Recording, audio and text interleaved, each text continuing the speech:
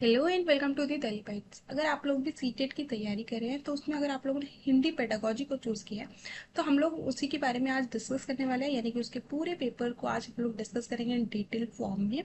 सबसे पहले आप पेपर स्ट्रक्चर की बात करें तो यहाँ पर आप लोग को दो पेपर देखने को मिलता है, paper one and paper two.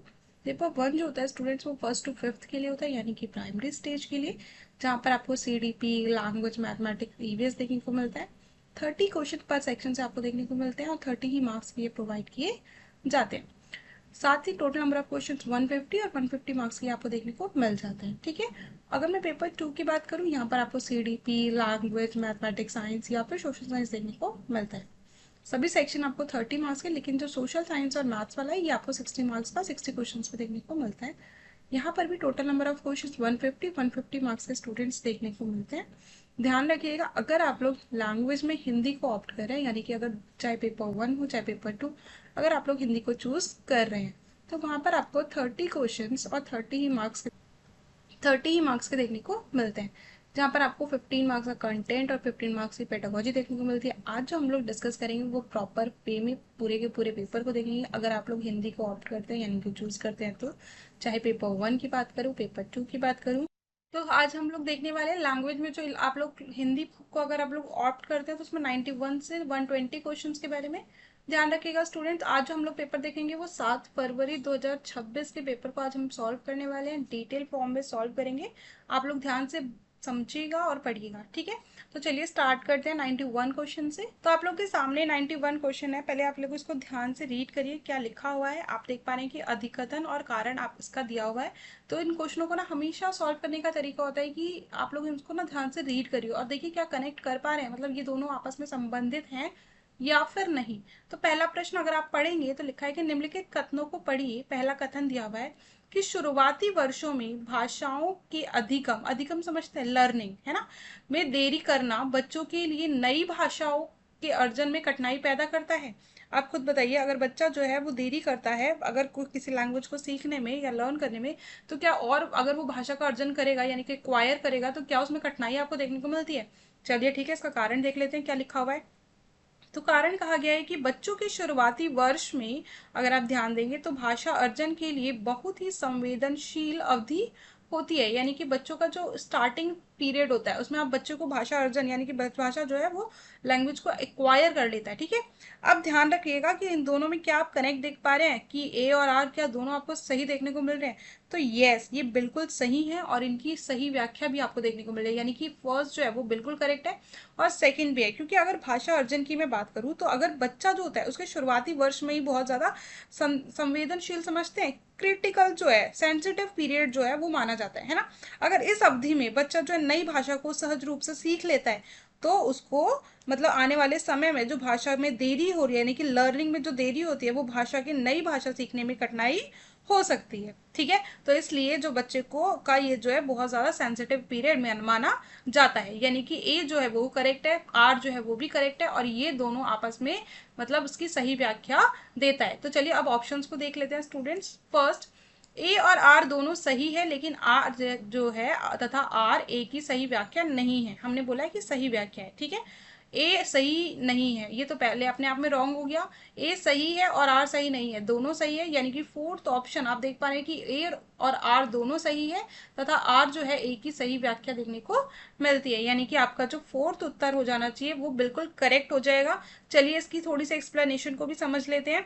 ए जो है वो कह रहा है कि शुरुआती वर्षों में देरी से नई भाषा सीखना कठिन होता है, और अगर इसकी आर व्याख्या दे रहा है कि आप देख पा रहे हैं कि बच्चों की शुरुआती पीरियड में अगर शुरुआती टाइम में भाषा का वो अर्जन कर लेता है, एक्वायर कर लेता है, तो ये क्या है, ये आपका क्रिटिकल पीरियड देखने को मिलता है। ठीक है, इसलिए देरी जो है वो हानिकारक आपको देखने को मिलती है, यानी कि फोर्थ ऑप्शन के साथ आप लोग आगे बढ़ेंगे।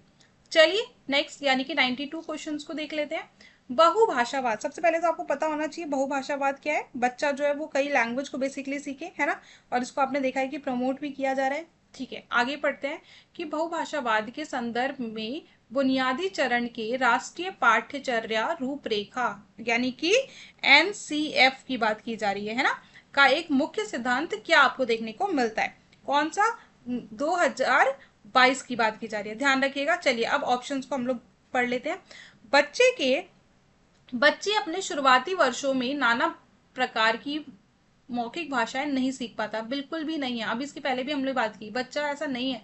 अगर आप बच्चे से वार्तालाप करेंगे या बच्चे को वो इस इन्वायरमेंट में रखेंगे तो बच्चा जो है वो कई लैंग्वेज को सीख सकता है। ठीक है, नेक्स्ट पॉइंट देखिए, बहुभाषावाद के संज्ञानात्मक और सामाजिक संस्कृति दोनों ही लाभ है। बिल्कुल है, ये करेक्ट बात है, लेकिन हम और ऑप्शंस को भी देख लेते हैं।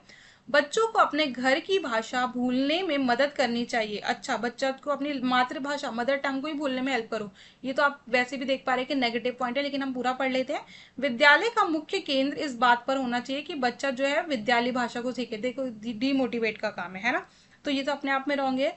फोर्थ देखिए, कक्षा की बहुभाषिक प्रकृति पाठ्यचर्या के प्रभावशाली संप्रेषण में अवरोधक का कार्य करती है, ये भी बिल्कुल रॉन्ग है। ठीक है, तो सही आंसर क्या होगा आपका? सेकंड होगा, यानी कि जो बहुभाषावाद के है, अगर आप देखेंगे ना एनसीएफ, उसके अकॉर्डिंग 2022 के अकॉर्डिंग भी बहुभाषावाद जो होता है वो बच्चों की सोचने की क्षमता, उनके रचनात्मक समझते हैं, क्रिटिकल है ना, क्रिएटिव और सामाजिक समझ, और चाहे और इसके अलावा बात की जाए तो सांस्कृतिक जुड़ाव, इन सबको क्या करता है? बढ़ावा देने का काम करता है।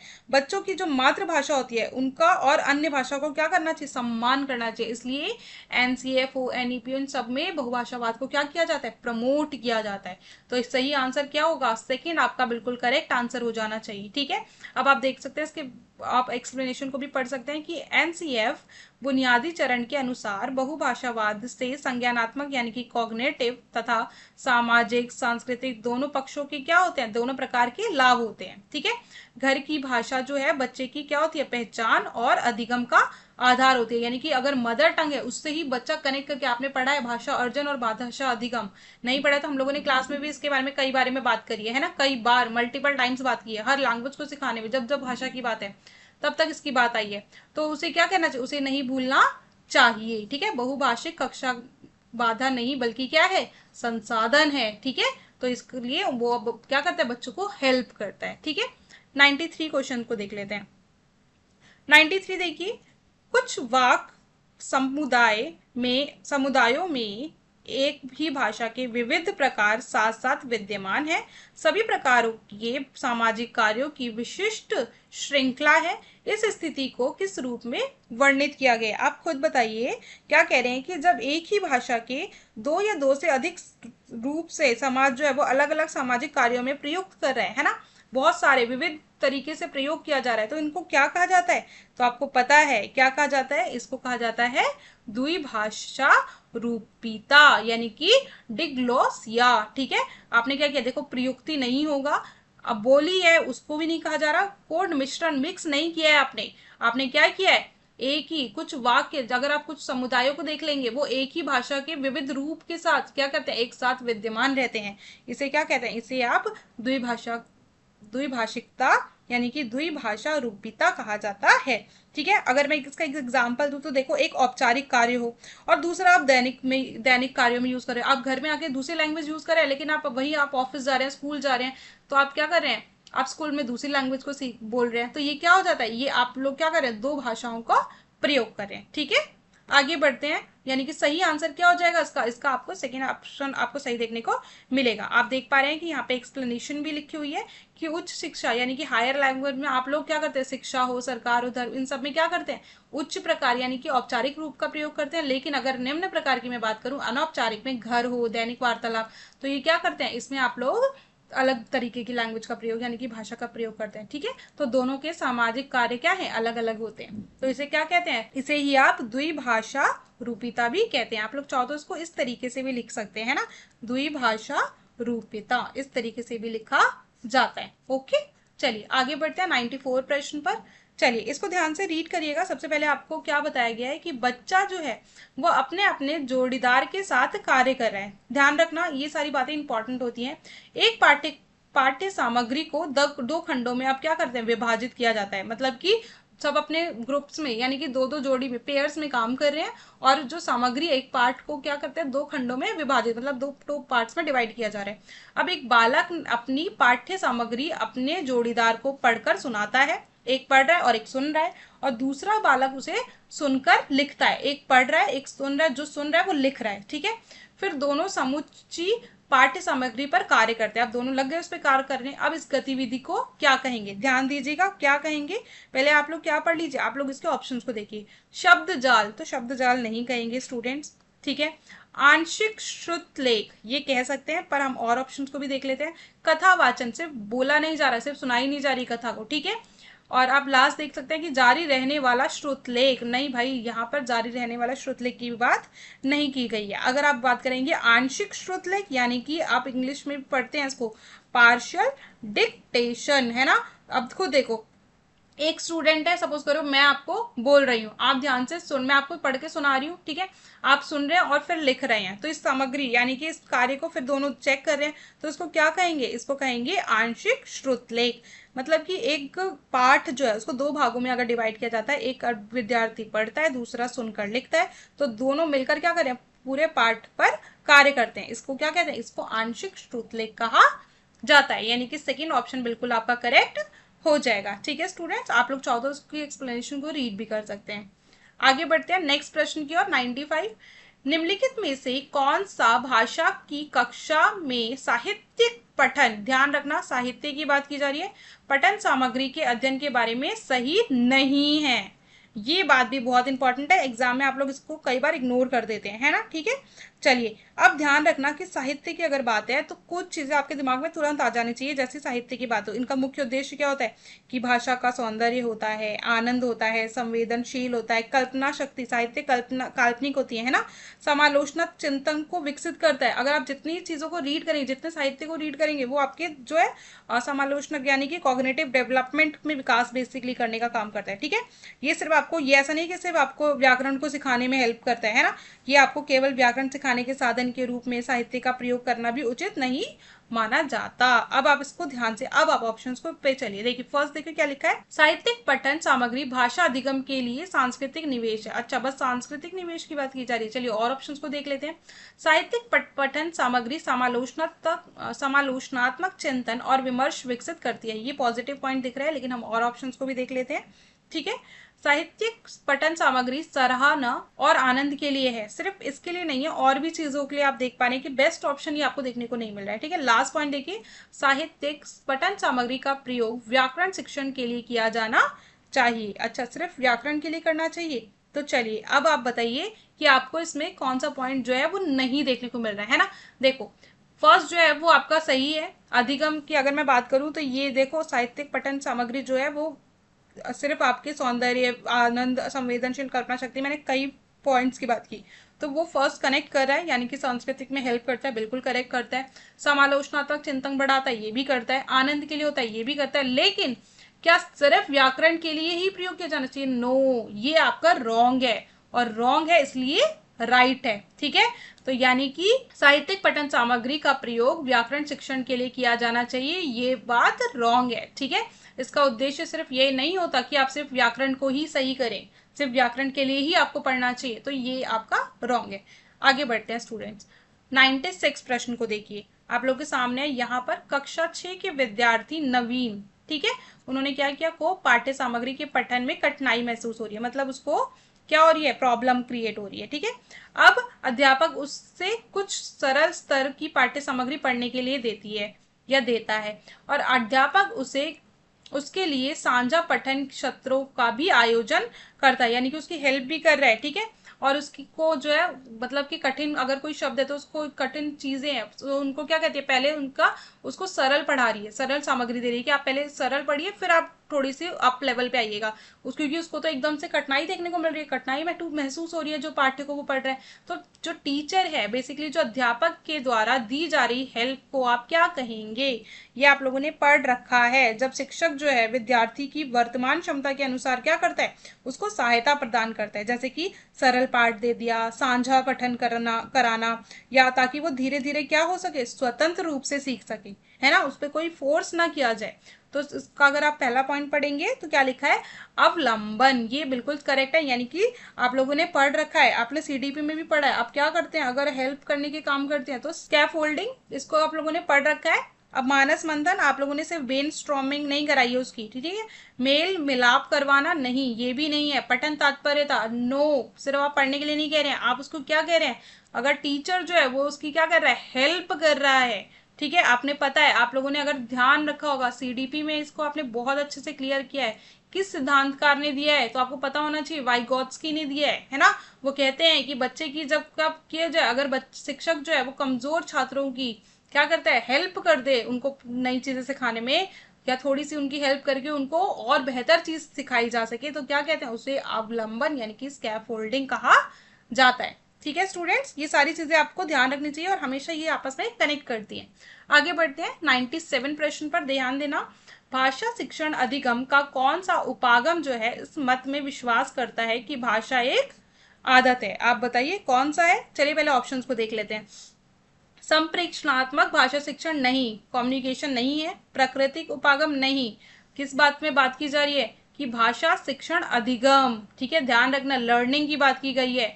किसमें इस मत पे विश्वास रखता है, इस मत में विश्वास करता है कि भाषा एक आदत है, किसमें है, आपको पता है। अगर मैं बात करूं तो आप थर्ड पॉइंट देखिए, संयोगात्मक भाषा अधिगम नो, श्रव्य भाषावाद इसको कहा जाता है, ठीक है, यानी कि ऑडियो लिंगुअल मैथड, इस पर क्या है कि भाषा एक आदत है, इसमें क्या होता है, बार बार अभ्यास हो, बार बार दोहराव हो, बार बार सुनकर बोलने पर जोर दिया जाता है।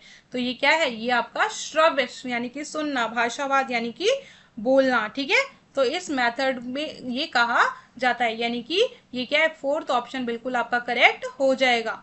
और आपको पता है कि अगर मैं बात करूं कि व्यवहारवाद किसने दिया है, स्कीनर ने दिया है, ठीक है, ये सारी बातें आपको पता होनी चाहिए। आगे बढ़ते हैं 98 पर। एक बच्चे को अपठित गद्य खंड पढ़ने के लिए दिया गया, ठीक है, बच्चे को इस से पढ़कर उस गद्य खंड के नीचे क्या किया, लिखे प्रश्नों के उत्तर देने हैं। इस प्रकार के पठन को किस रूप में जाना जाता है, बताइए किस रूप में जाना जाता है। जब एक विद्यार्थी किसी अपठित गद्यांश को पढ़कर जो उसके नीचे प्रश्नों के उत्तर देता है, तो उसको क्या कहता है, इसको कहा जाता है विस्तृत पठन, यानी कि थर्ड ऑप्शन, ठीक है। इंटेंसिव, आप लोग चाहो तो नोट कर लो, इंटेंसिव रीडिंग इसको कहा जाता है, ठीक है। इसमें क्या होता है, इसमें पाठ को समझकर अर्थ ग्रहण करना ही इसका मुख्य उद्देश्य होता है, विशिष्ट पठन नहीं है। सरसरी तौर पे तो कहा ही नहीं है कि बस देखा एक तरह से और उसके बाद आपने उसका कंक्लूजन निकाल दिया, ओवरव्यू निकाल दिया, नहीं, बारीकी से पढ़ने को नहीं कहा गया है, ठीक है। तो इसको क्या कहता है, इसको आप विस्तृत पठन कहेंगे, ठीक है। ध्यान रखना, स्कीमिंग जो होता है वो मुख्य विचार यानी जल्दी से समझना, स्कैनिंग जो होता है वो विशेष जानकारी के लिए खोजना, और एक्सटेंसिव रीडिंग जो होता है वो पूरा जो पार्ट होता है उसको विस्तार से पढ़ने को कहा जाता है, ठीक है। तो ये क्या है, ये आप लोग का थर्ड ऑप्शन बिल्कुल करेक्ट हो जाएगा। आगे बढ़ते हैं स्टूडेंट्स 99 पर। एक अध्यापक विद्यार्थियों को 5 चित्र दिखाता है। पहले अध्यापक ने क्या किया, 5 चित्रों को दिखा दिया, ठीक है। इन चित्रों के आधार पर कहता है कि कहानी लिखने के लिए कह रहा है कि अब चित्र दिखा दिया, अब चलिए, वो कहते हैं ना कि 5 वाक्य लिखिए। आपके एग्जाम में भी आपने देखा होगा, जब आप क्लास में छोटी क्लासेस में थे, आपको एक चित्र दे दी जाती है और कहा जाता है कि इससे रिलेटेड वाक्यों को लिखिए। तो इस गतिविधि किसका उदाहरण आपको देखने को मिलता है, तो बताइए। चलिए पहला पढ़ते हैं, जिंगसो श्रुतलेख, श्रुतलेख की तो बात ही नहीं की गई है, तो ये तो नहीं हो जाना चाहिए स्टूडेंट्स, ठीक है। सेकेंड आप पॉइंट देखिए, सेकेंड पॉइंट अगर मैं देखूं तो साझा पठन, साझा पठन की भी पढ़ने की तो सिर्फ बात नहीं कही गई है। रचनात्मक लेखन ये हो सकता है, देखो बच्चा जो है वो अगर किसी इमेज को यानी कि चित्र को देख रहा है, फिर हर बच्चा अपने अकॉर्डिंग लिखेगा। अब जितना वो सोच कर लिखेगा वो क्या हो कही जाएगी, वो उसकी क्रिएटिव लेखन है ना, वो उतना क्रिएटिव तरीके से लिख पाएगा। और देखिए नेक्स्ट पॉइंट भी देख लेते हैं, लास्ट ऑप्शन, यानी कि देखो दिखाओ और बताओ, ये भी रॉन्ग आपका देखने को मिलता है, ठीक है। रचनात्मक लेखन क्या होता है कि चित्र के आधार पर अगर बच्चा जो है वो एक लिख रहा है, कल्पना शक्ति की और अभिव्यक्ति को उसमें क्या किया जा रहा है, विकसित किया जा रहा है, ठीक है। तो ये क्या कहा जाता है, ये उसका रचनात्मक लेखन का उदाहरण आपको देखने को मिलता है, यानी कि थर्ड ऑप्शन बिल्कुल करेक्ट हो जाएगा, ठीक है स्टूडेंट्स। चलिए आगे बढ़ते हैं। 100 प्रश्न देखिए, निम्नलिखित में से कौन सा भाषा के प्रदर्शन आधारित आंकलन की विशेषता है, तो कौन सा वाला आपको देखने को मिलता है। चलिए, प्रदर्शन आधारित आंकलन में क्या होता है, विद्यार्थी की वास्तविक जो भाषा प्रयोग क्षमता जो होती है वो देखी जाती है, ठीक है। इसलिए इसे क्या कहता है, इसे ही क्या कहा जाता है, तो इसे कहा जाता है संदर्भ सहित संप्रेषणात्मक कार्य, ठीक है, यही इसका सही आंसर भी आपको देखने को मिलता है। अभी इसके और भी ऑप्शंस को आप देखना चाहो तो देख लीजिए कि इस देखिए अंतः क्रिया के बिना प्रदर्शन, नो ये तो नहीं है। संदर्भ रहित परीक्षण प्रश्न नहीं। बहुवैकल्पिक प्रश्न नहीं, एमसीक्यूज भी नहीं देखने को मिलते। ठीक है, संदर्भ सहित संप्रेषणात्मक कार्य, ये बिल्कुल करेक्ट आपका ऑप्शन देखने को मिलता है। ठीक है स्टूडेंट्स, ध्यान दीजिएगा। आप लोग चाहो तो इसके साइड में नीचे आप देख पा रहे हैं कि इसका आपको एक्सप्लेनेशन देखने को मिली, आप लोग इसको भी ध्यान रखना। आगे बढ़ते हैं, नेक्स्ट प्रश्न देखिए।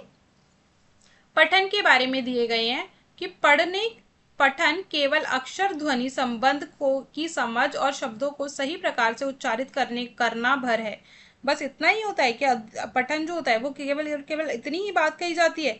तो ठीक है, आप लोग उसमें देख लीजिए, इतनी बात नहीं की जाती है। जो पढ़ना होता है वो केवल केवल अक्षर के बारे में, उसकी समझ के बारे में और शब्दों से रिलेटेड नहीं होता, किसी शब्द को उच्चारण कर लिया, ये रॉन्ग है। ठीक है, नेक्स्ट देखिए, बी कहा जा रहा है कि पठन अर्थ तक पहुंचने के लिए संकेतों को क्या करता है, डिकोड करता है। ये पॉजिटिव पॉइंटर यही है ना। उसको अर्थ, किसी चीज को पढ़कर, रीड कर पठन कर उसका क्या कर दिया, उसको समझना बेसिकली, है ना, उसको डिकोड करना, उसके अर्थ को समझना, ये क्या कहा जाता है, यही आपका पठन कहा जाता है। यानी कि ए जो है रॉन्ग है और बी जो है वो सही है। चलिए अब अपने ऑप्शंस को देखिए, ए सही है, नहीं ए तो रॉन्ग है, बी सही है, ए गलत है, ये आपका करेक्ट है। लेकिन और ऑप्शन देखिए, ए और बी दोनों करेक्ट गलत है, नहीं ये नहीं है, और ए और बी दोनों सही है, ये भी नहीं है। यानी कि बी ऑप्शन आपका सही होना चाहिए। ठीक है, आप देख भी पा रहे हैं कि यही आपका जो है वो आपका बिल्कुल करेक्ट ऑप्शन देखने को मिल रहा है। ठीक है, चलिए आगे बढ़ते हैं। एक अध्यापक को अपने विद्यार्थियों के श्रवण कौशल का आकलन करना है। ठीक है, अब श्रवण आकलन हेतु वह किस गतिविधि का चयन कर सकता है? पहले आप ना ध्यान से ऑप्शंस को पढ़ लो, उसके बाद आप लोग देखना कि क्या ऑप्शन सही है आपका। तो सबसे पहले देखिए, अध्यापक कहानी सुनाता है और इसके बाद क्या करता है, बोध आधारित प्रश्न पूछता है। क्या ये तरीका सही आपको देखने को मिल रहा है? ठीक है, पर हम और ऑप्शन को भी देख लेते हैं।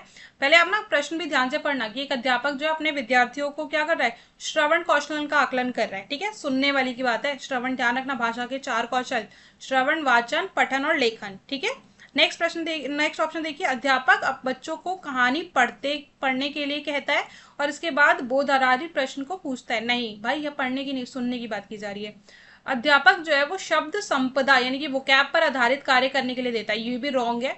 और बच्चों को उनकी मौखिक प्रस्तुति के आधार पर श्रेणी देना, ये भी गलत है कि बच्चा जैसा सीख रहा है उसके अकॉर्डिंग आप उसको डिवाइड करें, नो। तो फर्स्ट जो है वो बिल्कुल करेक्ट हो जाना चाहिए। ठीक है, यानी कि श्रवण कौशल आकलन में क्या करता है, शिक्षक जो है वो सुनाता है और विद्यार्थी सुनते हैं। ठीक है, फिर वो उसके प्रश्नों के उत्तर देते हैं, यानी कि अध्यापक पूछता है और जो विद्यार्थी होते हैं वो उत्तर देते हैं। आगे बढ़ते हैं, निम्नलिखित में से कौन सा भाषा के अर्थ के पहलुओं से संबंधित है? ध्यान रखना, भाषा के अर्थ के बारे में बात की जा रही है, तो कौन सा रिलेट कर रहा है, अर्थ के, अर्थग्राम। देखो अर्थ है तो अर्थग्राम, यही आपको आपका आंसर मिल गया, है ना।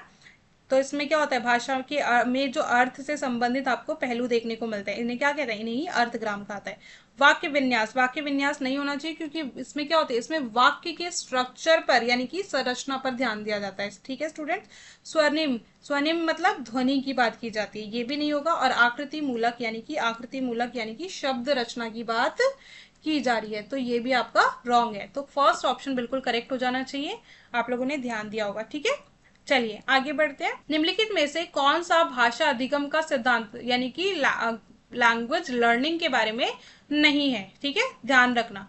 चलिए रीड कर लेते हैं सबसे पहले ऑप्शंस को। शिक्षार्थियों की अधिगम के प्रति उपागमों की अपनी अपनी प्राथमिकता हो सकती है, ये करेक्ट है।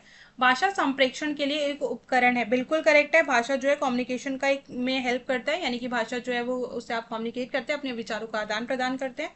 ठीक है, भाषा जो है व्याकरण की संरचना नियमों के कंठस्थीकरण के माध्यम से सीखी जाती है, ये रॉन्ग है। यानी कि अगर आप भाषा के अधिगम सिद्धांत के अनुसार देखेंगे तो केवल जो है रटना, मतलब नियम जो है वो रटने से नहीं सीखी जाती है, बल्कि उनको प्रयोग करो, संप्रेषण से सीखी जाती है। ठीक है, ये नहीं कि बच्चों को रटा दिया, ये नेगेटिव पॉइंट है, यानी कि निष्क्रिय आपको देखने को मिल रहा है, ये आपका रॉन्ग है। ठीक है, लेकिन लास्ट पॉइंट भी देख लेते हैं। भाषा अधिगम में कौशल और ज्ञान दोनों ही निपुणता शामिल है, बिल्कुल करेक्ट है। यानी कि आपका थर्ड ऑप्शन बिल्कुल करेक्ट स्टूडेंट हो जाना चाहिए। ठीक है, आगे बढ़ते हैं। 105 अगर आप देखेंगे, चलिए देखिए, कक्षा 6 का एक अध्यापक श्यामपट, श्यामपट समझते हैं, बोर्ड के बिल्कुल मध्य में एक शब्द लिखता है, ठीक है, बीच में लिखा, और शिक्षार्थियों से उन सभी शब्दों के बारे में सोचने और विचारने के लिए कहते हैं जो मध्य में लिखे इस शब्द से संबंधित हो। इस पर गतिविधि का मुख्य उद्देश्य क्या है, मतलब क्या करवाना चाह रहे हैं बेसिकली। तो आप ध्यान दीजिएगा, फर्स्ट ऑप्शन देखिए, शिक्षार्थियों की शब्द संपदा में सुधार, बिल्कुल ठीक है, वोकैब के बारे में बात की जा रही है। चलिए और देखते हैं, व्याकरण के प्रति समझ बना, व्याकरण कहाँ दिया है, एक शब्द ही तो लिखा है ना, तो ये रॉन्ग है। पठन कौशल समृद्ध करना, नहीं भाई, वो कह रहे हैं उससे रिलेटेड आप लिखिए, सोचिए और विचारिए उस पे, तो ये भी रॉन्ग है। लेखन कौशल संबंध, यहाँ पर अभी लिखने के बारे में बात नहीं की गई है, तो ये भी रॉन्ग है, यानी कि फर्स्ट ऑप्शन आपका बिल्कुल करेक्ट स्टूडेंट हो जाना चाहिए, ठीक है। शब्द जाल समझते हैं, वर्ड माइंड मैपिंग इसका मुख्य उद्देश्य है, ठीक है। वो कैब को आप बढ़ावा दीजिए, वो कैब को, शब्द संपदा को बढ़ावा दीजिए, उसको विस्तार कीजिए, शब्दों के अर्थ समझिए, ब्रेन स्टॉर्मिंग इसमें आपको देखने को मिल रही है, जितना सोचेगा उतना विकासशील यानी कि विकसित होगा, ठीक है। तो ये बिल्कुल आपका करेक्ट हो जाना चाहिए। चलिए स्टूडेंट, अब हम 106 प्रश्न पर चलते हैं। 106 प्रश्न जो है, आप लोग को पता है कि आपको ना एग्जाम में एक पद्यांश एक गद्यांश भी देखने को मिलता है, या दो गद्यांश देखने को मिल जाते हैं। तो यहाँ पर सबसे पहले आप लोगों के सामने एक कविता यानी कि पद्यांश है, हम इसको रीड कर लेते हैं। पर त्राण कहाँ, किस्मत की लाखों भोग अभी तक बाकी हैं, धरती के तन में नहीं एक नहीं 100 रोग अभी तक बाकी हैं, जल रही आग दुर्गंध लिए, छा रहा चतुर दिक विकट धूम, विष के मत वाले कुटिल नाग, निर्भय फड़ जोड़े रहे घूम, द्वेषों के भीषण तिमिर व्यूह, पग पग प्रहरी है अविश्वास, है चमूर सजी दानवता की, खिलखिला रहा है सर्वनाश, पर हो अधीर मानवते, पर हो अधीर मत मेरे मन, है जूझ रही इस व्यूह, बीच धरती की कोमल एक किरण, ठीक है। तो इसके बारे में आप लोगों को बात की जा रही है। अब हम इसके ना थोड़ा सा अर्थ को समझ लेते हैं। अगर आप देखेंगे ना, तो इसमें कवि जो है वो कहता है कि संसार के सभी जो दुख हैं, समस्याएं समाप्त नहीं हुई हैं। धरती पर देखेंगे तो बहुत सारे कष्ट आपको देखने को मिलते हैं, चारों ओर घृणा है, अविश्वास है, विनाश का माहौल है, लेकिन फिर भी सबके सब जो है मानवता को निराश नहीं होना चाहिए, क्योंकि आशा हो, प्रेम हो, अच्छाई अभी तक जीवित है और क्या कर रही है, संघर्ष कर रही है, ठीक है। यहाँ पर आप देख पा रहे हैं कि कोमल है एक किरण, इसका मतलब क्या है, यही संघर्ष कर रही है, ठीक है, आशा हो, अच्छाई हो, इस तरीके से आपको इसका अर्थ देखने को मिलता है। अब हम इसके प्रश्नों को देख लेते हैं। चलिए अब हम इसके प्रश्न को देखते हैं। पहला आप देखेंगे, छा रहा चतुर्दिक विकट धूम, इसका आश्चर्य क्या आपको देखने को मिल रहा है, चतुर्दिक है ना, चतुर्दिक इसका मतलब क्या होता है, लिख लीजिए आप लोग चाहो तो, चारों ओर, ठीक है। और विकट धूम इसका मतलब क्या होता है, भयंकर धुआं, यानी कि चारों ओर आपको अधिक और बहुत अधिक धुआं देखने को मिल रहा है, ठीक है। चलिए अब ऑप्शंस को देखिए, चारों ओर बहुत कम धुआं है, नहीं, चारों ओर भयंकर धुआं है, यस। और भी हम ऑप्शन को देखते हैं, चारों दिशाओं में भयंकर धुआं देखने को मिल रहा है, नो, ठीक है। चारों ओर अधिक धुआं है, यस, थर्ड ऑप्शन आपका करेक्ट होना चाहिए। चारों कानों में बहुत अधिक धुआं है, नहीं, ठीक है, तो ये रॉन्ग है। आगे बढ़ते हैं स्टूडेंट्स, सेकंड जो है वो आपका करेक्ट आंसर आपको देखने को मिल रहा है, धूम मतलब धुआं, ठीक है, यानी कि यह संकट की भयावह स्थिति आपका वर्णन है। आगे बढ़िए, बचाव त्राण कहाँ है, कहाँ है आप बताइए। तो अगर आप देखेंगे इसमें, पहले आप ऑप्शंस को देखिए, कोमल किरण के जूझने में, यही करेक्ट है। कवि निराश के बीच की आशा देखता है, क्या बोलता है अंतिम पंक्ति में, कि धरती की कोमल एक किरण, यानी कि संकेत देती है कि बचाव हो, त्राण बचाव, ठीक है, ये क्या है, उसी संघर्ष करती। आगे बढ़िए, इसका जो सही ऑप्शन हो जाएगा वो ए फर्स्ट हो जाएगा, दानवता की चमू सजने में ये नहीं है, कुटिल नागों के घूमने में ये भी नहीं है, शेष बचे भोगों में ये भी नहीं है, ठीक है। तो इसका जो करेक्ट ऑप्शन है वो आपका फर्स्ट देखने को मिल रहा है, यानी कि कोमल किरण के जूझने में। आगे बढ़िए, नागों का गुण नहीं है, क्या अर्थ है इसका, नागों का गुण, नागों के गुण क्या बताए गए हैं, कि आप लोग चाहो तो लिख लो, कुटिल बताए गए हैं, निर्भय बताए गए हैं, विषैले बताए गए हैं, ठीक है। तो इसके अलावा कौन सा नहीं है, तो आपको देख पाता है घुमक्कड़ होना, वो इसका नहीं है, इसीलिए इसका सही आंसर सेकंड आपका हो जाएगा, ठीक है। तो आपका किसके ऑप्शन के साथ जाएंगे, आप इसके सेकंड ऑप्शन के साथ जाएंगे। आगे बढ़िए। तो आप देख पा रहे हैं आपके सामने शब्द लिखे हैं क्या, कुटिल, कोमलता, मानवता और दानवता। तो आप देखेंगे तो कोमलता, मानवता, दानवता, ये तीनों क्या है, भाववाचक संज्ञाएं हैं, ता प्रत्यय से बनी है, ठीक है। लेकिन जो कुटिल है वो इसका अलग ऑप्शन आपको देखने को मिल रहा है। आगे बढ़िए 110 पर, हो अधीर मत मानवते में कौन सा अलंकार है, कौन सा अलंकार आपको देखने को मिल रहा है, तो आपको पता है मानवीयकरण, है ना। कैसे, जब निर्जीव से और क्या हो, वस्तु को मानव गुण दिए जाते हैं, तो वहां पे कौन सा आता है, मानवीय अलंकार देखने को मिलता है, यानी कि सेकंड ऑप्शन।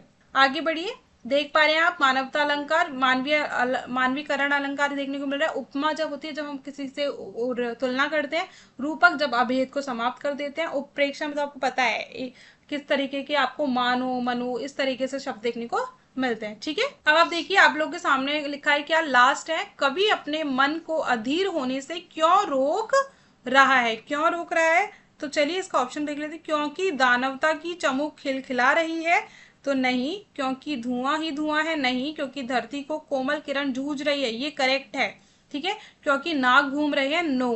तो यही आपका करेक्ट ऑप्शन देखने को मिलता है। तो थर्ड के साथ आप लोग आगे बढ़ जाएंगे। अब आप लोग के सामने एक गद्यांश लिखा हुआ है, सबसे पहले आप लोग गद्यांश को रीड कर लीजिए। एक तरफ यह लोक साहित्य एवं लोक विज्ञान की परंपरा है, तो दूसरी तरफ लोक शास्त्र की परंपरा है।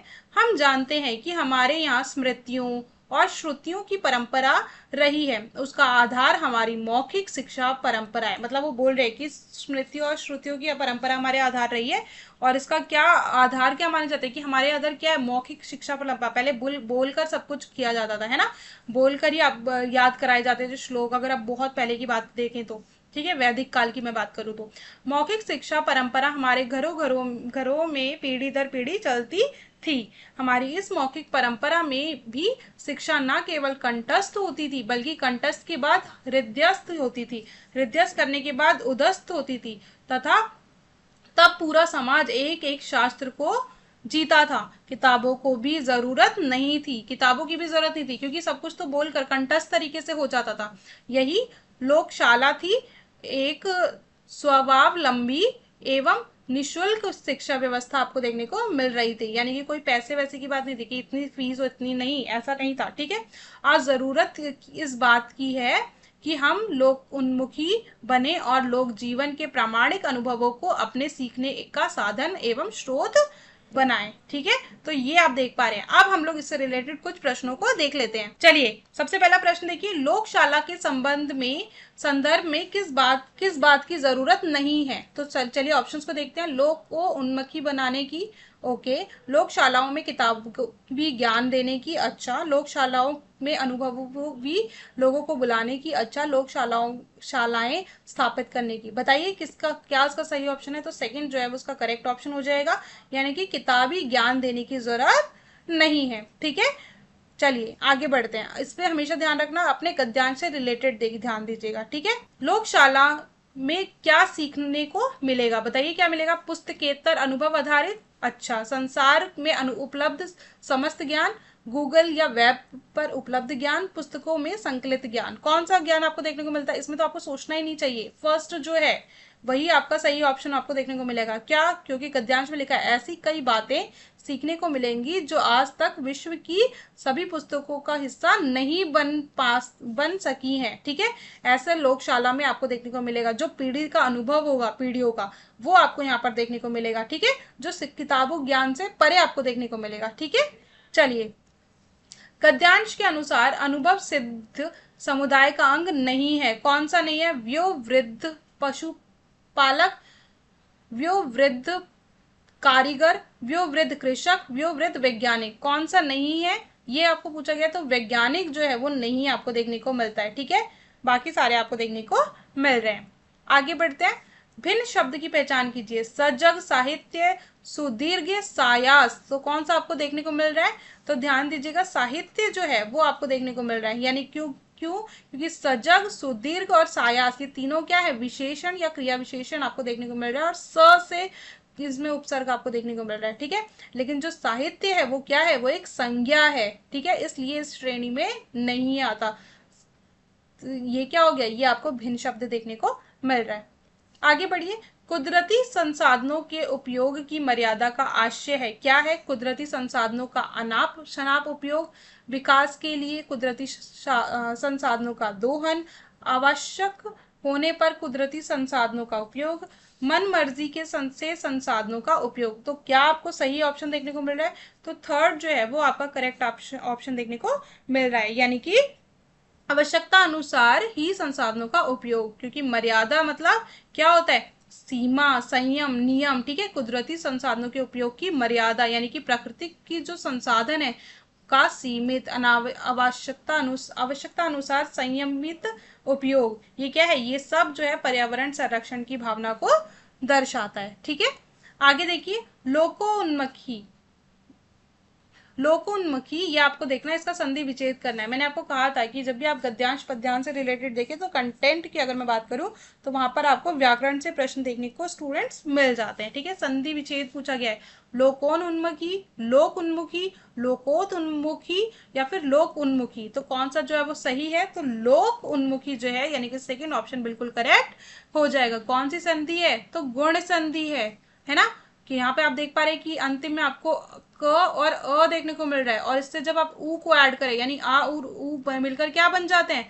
ओ बन जाते हैं। तो क्या बन जाएगा? लोकोन्मुखी आपको देखने को मिल रहा है। ठीक है, देखिए नेक्स्ट। डैश की परंपरा का वर्णन नहीं है। लोक विज्ञान, लोकगीत, लोक शास्त्र और लोक साहित्य। अभी आप लोगों ने गद्यांश पढ़ा, लोकगीत का वर्णन देखने को नहीं मिलता है। ठीक है, अब लास्ट ऑप्शन, अब आप देखिए नेक्स्ट प्रश्न। मौखिक परंपरा की विशेषता नहीं है। क्या नहीं है? शिक्षा का पीढ़ियों तक जीवित रहना, शिक्षा का पीढ़ी दर पीढ़ी चलना, ये है आपको।